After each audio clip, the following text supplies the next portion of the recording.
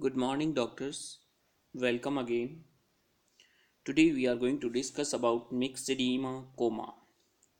This is a life-threatening complication of severe or untreated hypothyroidism. When hypothyroidism is remain untreated, then this complication occurs. As we discuss in Hashimoto's, in hypothyroidism also, but myxedema coma is a life-threatening complication precipitated by some kind of physiological insult, infection, medication, prolonged exposure to cold environment. Okay, now let's discuss what was there in myxedema coma.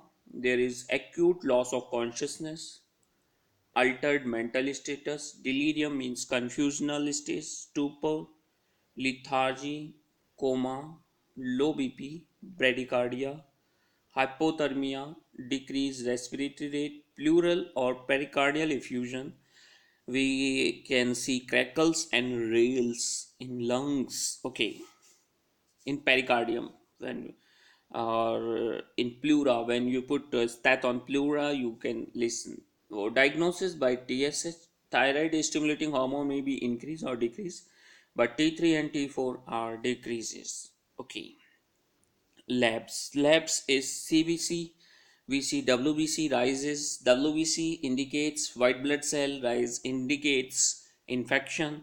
Sodium level decreases. Chronic, here is the renal impairment. Increase serum creatinine, not chronically. Now treatment is by immediate levothyroxine, but in India this IV levothyroxine is not available. Go for supportive care. If patient is unresponsive, then intubate him. Decrease when the patient is unresponsive, respiratory rate decreases, low saturation oxygen, then need to intubate.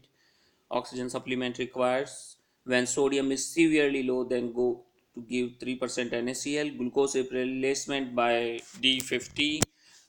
So hope it's clear for you till here. Thank you. Goodbye. Good morning.